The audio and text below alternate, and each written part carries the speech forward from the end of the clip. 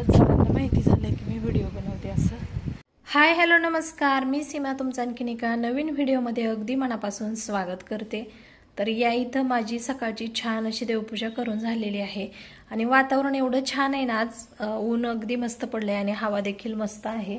तर म्हटलं आता पटपट अशी कामं आवरून घ्यावीत. तर कपडे तर पहिले माझे झालेले आहेत. आज 8:30ला कपडे मी वरती टेरेसवरती सुकत टाकून आले, कारण ना कालचे कपडे गॅलरीमध्ये भरपूर होते.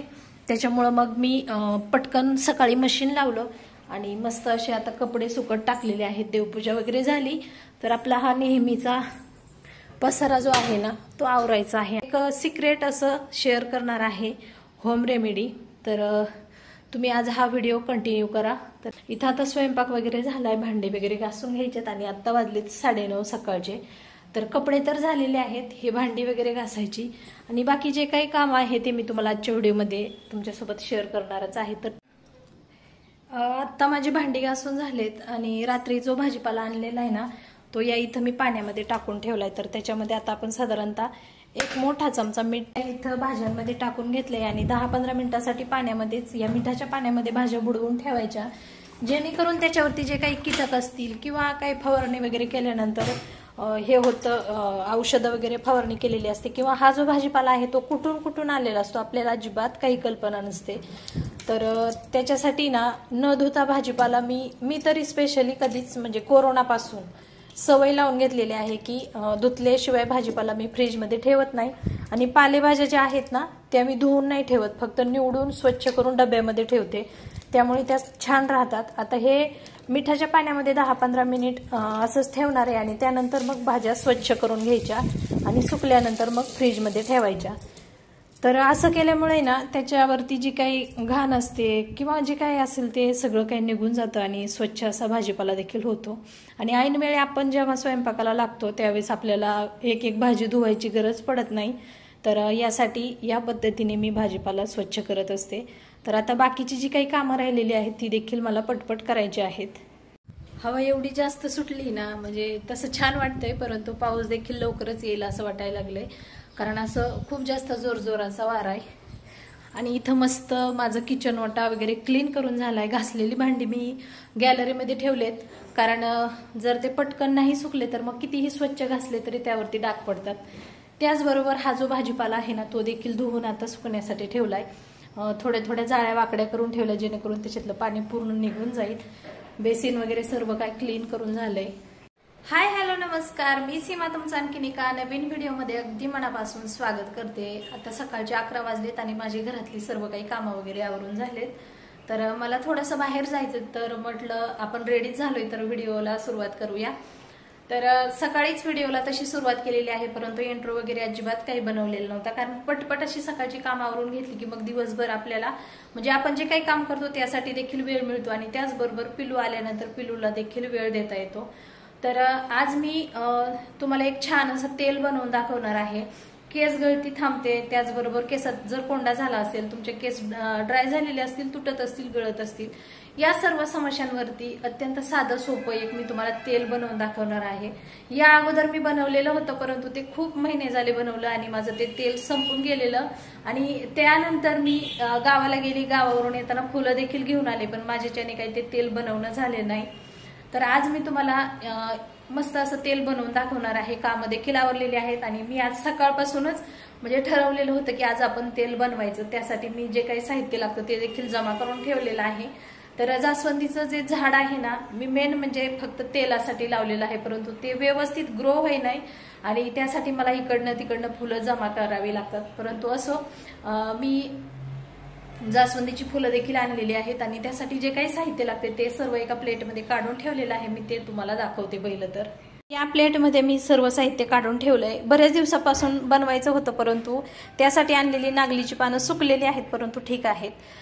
ही नागलीची पानं आहेत, ही जास्वंदाची पानं, ही जास्वंदाची फुलं आणि कढीपत्ता भरपूर असा 1 मूठभर घेतलेला आहे, 10 लवंगा घेतलेल्या आहेत आणि 1 चमचा मेथीदाणे घेतलेले आहेत. तर आता आपण या रेमेडीला सुरुवात करूया.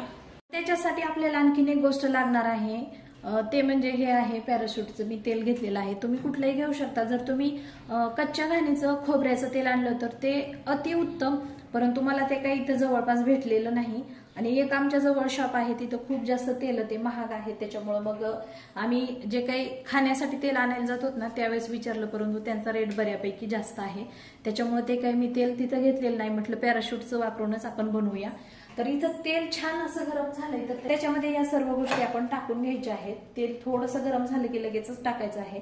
तर जास्वंदीच्या फुलामधला हा जो मधला भाग आहे ना तो आपण काढून घ्यायचा आहे आणि पाकळ्या करून त्याच्यामध्ये टाकून द्यायच्या आहेत. आणि आपण हे जे तेल बनवतोय ना ते पूर्णपणे असं कमी गॅसवरतीच बनवायचं आहे, म्हणजे अगदी लो टू मिडियम हीटवरती हे तेल बनवायचं आहे. इथं मी छोट्या गॅसवरतीच हे तेल बनवण्यासाठी ठेवलेलं आहे.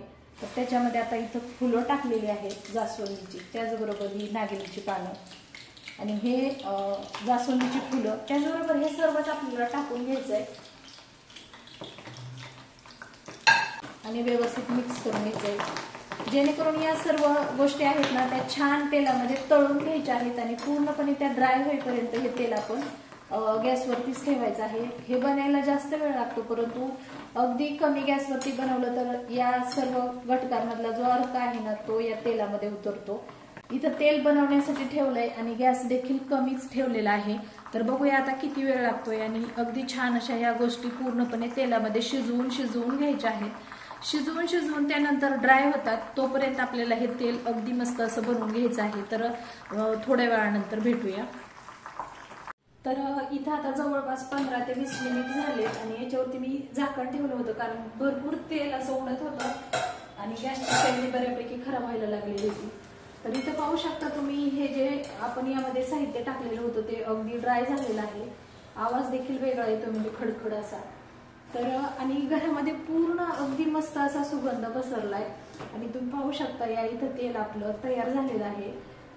कमी क्वांटिटीमध्ये असल्यामुळं पटकन असं तयार होतं आणि जास्त जर असेल तर मग खूप जास्त वेळ लागतो, परंतु इथं कमीच होतं. साधारणतः मोठी एक वाटी हे तेल होतं आणि त्याच्यातील थोडंफार तेल आटून जातात. आपण त्यामध्ये गॅस बंद केल्यानंतर हा जो भीमसेनी कापूर आहे ना तो टाकून घ्यायचा आहे, जेणेकरून आणखीन ते इफेक्टिव्ह बनतं. केसाच्या म्हणजे ज्या काही समस्या आहेत ना, कोंडा असेल किंवा तुमच्या केसांमध्ये खाज येत असेल, ड्राय होत असतील आणि वारंवार तुमच्या केसांमध्ये ना इचिंग होत असेल तर त्यासाठी देखील हा कापूर खूप छान असा आहे. अगदी मस्त असा त्याचा एक सुगंध दरवळलेला आहे पूर्ण घरभर तेलाचा. आणि आता जर हा कापूर टाकल्यानंतर तर खूप मस्त असा स्मेल येतोय घरभर.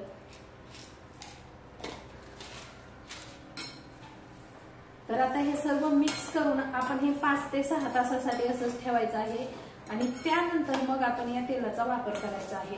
अगदी मस्त असं हे आपलं घरगुती तेल बनलेलं आहे आणि या तेलाने केसांच्या सर्व समस्या संपतात, त्याचबरोबर केस लांब देखील होतात.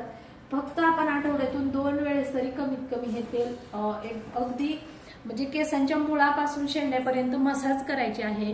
तेल व्यवस्थित लावून त्यानंतर केस वगैरे धुवायचे आहेत. जर आपण व्यवस्थितपणे या रेमेडीचा वापर केला तर नक्कीच तुमच्या केसांना खूप जास्त त्याचा फायदा होणार आहे, याची मी तुम्हाला खात्री देते. कारण आम्ही 6 ते 7 वर्षापूर्वी आमच्या युट्यूब चॅनलवरती फर्स्ट टाइम म्हणजे या तेलाची रेमेडी टाकली होती ना, तर ती खूप व्हायरल झाली होती आणि त्या व्हिडिओच्या माध्यमातून कित्येक जणांनी हे तेल बनवले. ही जी रेमेडी आहे ना ती अगदी इफेक्टिव्ह अशी आहे. फक्त तुम्ही आठवड्यातून 2 वेळेस कंटिन्यू या तेलाने मसाज करा.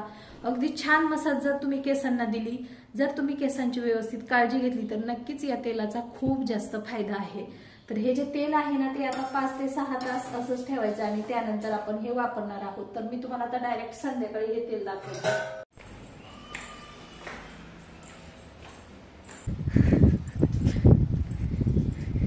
एवढी जोरात हवा सुटली की कपडे जिकडच्या तिकडे झाले, चिपटे बऱ्यापैकी निसटलेत. मी आता कपडे घेणार, कपडे सगळे सुकून गेले. तुम्हाला टेरेसवरून दाखवते नाशिक कसं दिसतंय ते. पहिल्यांदा मी मोबाईल घेऊन वरती कुठेतरी आले, कारण मी ना मोबाईल वगैरे घेऊन फिरत नाही आणखी तरी. परंतु आमच्या सोसायटीमधल्या एक ताई म्हणत होत्या की तुम्ही खूप छान व्हिडिओ बनवता, तेव्हा कुठं मला माहिती झालं की म्हणजे इथं देखील माहिती झालंय आता. आणि सुट्टीमध्ये गावाला गेली होती त्यावेळेस देखील यांच्या मित्राची बायको म्हणत होती की तुम्ही छान व्हिडिओ बनवता, चुलत जाऊबाई देखील म्हणत होत्या. म्हणजे आता बऱ्याच जणांना माहिती झालंय की मी व्हिडिओ बनवते असं. तर हे आहे नाशिक आणि ऊन भरपूर आहे त्याच्यामुळे मला तर काही क्लिअर दिसत नाही, पण तुम्हाला दिसत असेल. मी आता फ्रंट कॅमेऱ्याने देखील दाखवते. म्हणजे जिकडे पाहावं तिकडे बिल्डिंगच सगळ्या दिसत आहेत, पूर्ण असं भरलेलं आहे. आणि हिरवळ एकदम छान अशी झालेली आहे, कारण पाऊस मस्त पडतोय. आणि हा जो डोंगर आहे ना, ती आहे चामरलेली. म्हणजे आम्ही तसं बऱ्याचदा गेलो, परंतु आता म्हणजे चालायला म्हणजे असं जीवावर येतो, वरती जायला खूप त्रास होतो. रोज जर आपल्याला प्रॅक्टिस असेल तर आपण नक्कीच म्हणजे ट्रेकिंग वगैरे करत असाल तर त्यांच्यासाठी खूप छान. आम्ही पहिलं बरेच दिवस जायचो मी आणि पिलूच्या बाबा, परंतु मला आता जमतही नाही आणि थोडंसं चाललं तरी पाय दुखतात. म्हणजे सवय नसेल तर या गोष्टी करणं देखील चुकीचं आहे. तर खूप मस्त वाटतंय. म्हणजे बरेच दिवसानंतर वरती देखील मी आले आणि असं मोबाईल घेऊन आले असतं डायरेक्ट. भारी वाटतंय. आता कपडे वगैरे घेऊन जाते. कपड्यांची पूर्ण हालत खराब झाली. 2-3 कपडे पूर्ण निसटून म्हणजे मला असं वाटलं सगळेच गेलेत का काय, परंतु नाही, आहेत आणखी तरी छान असे. तर आता कपडे घेऊन जाते मी खाली. आज लाईट ना सारखी ये जा करते, त्याच्यामुळे बऱ्यापैकी गरम देखील होतंय. आता मी या कपड्यांच्या पटपट अशा घड्या घालून घेते, कारण प्रत्येकाचे कपडे सेपरेट ठेवले ना म्हणजे सगळ्यांना सापडतात. पिल्लूसाठी या इथं मस्त असं ओट्स बनवलेले आहेत मी. तर तो आता फ्रेश वगैरे होईल तोपर्यंत इथं ओट्स देखील तयार होतील. संध्याकाळचं चहा पाणी झालंय, चहा पाण्याची भांडी, त्याचबरोबर दुपारच्या जेवणाची आणि पिल्लूचा टिफिन वगैरे असं सर्व मी या इथं घासून एक जाळी तर कंप्लीट केलेली आहे. आणि आत्ता जर घासली नसती तर रात्री मग खूप जास्त भांड्यांचा मला तरी कंटाळा येतो. त्यासाठी या इथं मी आता भरपूर अशी भांडी घासून घेतलेत आणि मी आता स्वयंपाकाला लागलेली आहे. तर इथं लसूण आणि मिरची देखील वाटून घेतले. तर मी बनवणार आहे मस्त अशी मेथी. रात्री यांनी घेऊन आले होते, खूप फ्रेश अशी आहे आणि इथं पाण्यामध्ये ठेवली कारण त्याला बऱ्यापैकी माती आहे. तर आता मी पटपट असा स्वयंपाक बनवून घेते. आणखी म्हणजे बराच वेळ आहे, आता 6 वाजले फक्त, परंतु आज मी तशी लवकरच स्वयंपाकाला लागली. मेथीच्या भाजीसाठी मला आता डाळ भिजवून घालायची. त्यावेळेस लक्षात आलं की आपली बरणीतली डाळ संपलेली आहे. तर ही जी डाळ आहे ना मुगाची, ती मी मशीनवरती बनवलेली आहे. अगदी मस्त अशी झालेली आहे, पॉलिश वगैरे अजिबात नाही. तर आता बरणीतली संपलेली होती, तर इथं लगेचच मी आता बरणीमध्ये देखील भरून घेते. तर इथं आता बरणीमध्ये मी मुगाची डाळ काढून घेतलेली आहे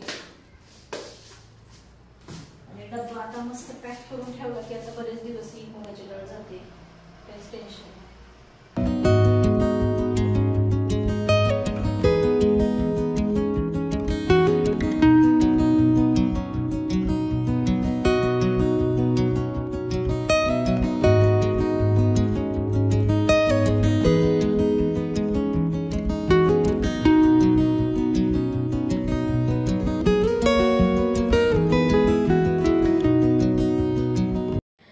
यांना यायला थोडंसं लेट झालं, त्यामुळे जेवायला देखील थोडंसं लेटच झालं. जेवण वगैरे झाली, त्यानंतर आपली ही रोजची जी कामं आहेत ती क्लिनिंगची, भांडी वगैरे घासून घेतली आणि पूर्ण किचन असा क्लीन करून घेतला. तर भांडी वगैरे क्लीन करून झालेत आणि या इथं आता मी तुम्हाला तेल दाखवते. तर हे जे तेल आहे ना ते आता संध्याकाळच्या वेळेस पाहिलेलं आहे आणि अगदी घट्टसर असं झालेलं आहे.